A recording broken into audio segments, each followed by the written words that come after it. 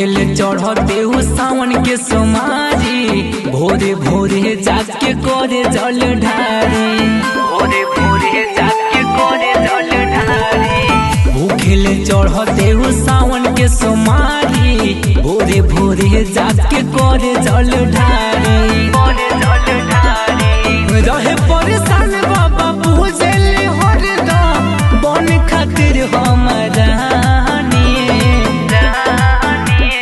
मंदिर रोज ढारी गंगा पानी, पगली महादेव के दीवानी।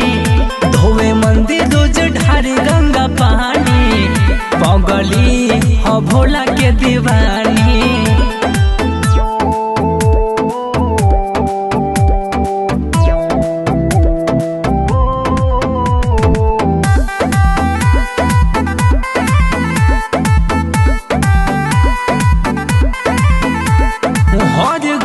जब देखा रहे लीन हो, भोला के भक्ति के बिया सहोतीन हो, भोला के भक्ति के बिया सहोतीन हो। हर घड़ी जब देखा रहे लीन हो, भोला के भक्ति के बिया सहोतीन हो, बिया सहोतीन हो। कृपा बनौले रही उनका पे बाबा, शिव शंकर भोले दानी।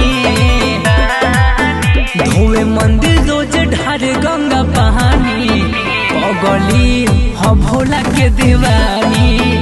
धोवे मंदिर रोज ढार गंगा पानी, पगली हो महादेव के दीवानी।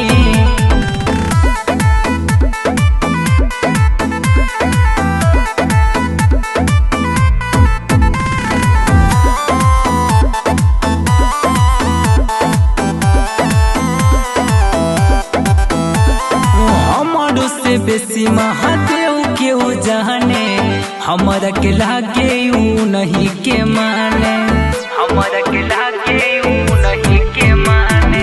हमर से बेसी महादेव के उ जाने, हमरा के लागे उ नहीं के माने, नहीं के माने। धन से पीयूष के भक्ति सिखावे, अनुज पूजे औघरदानी। मंदिर रोज ढार गंगा पानी, पगली हो महादेव के दीवानी। धोवे मंदिर रोज ढार गंगा पानी, पगली हो भोला के दीवानी।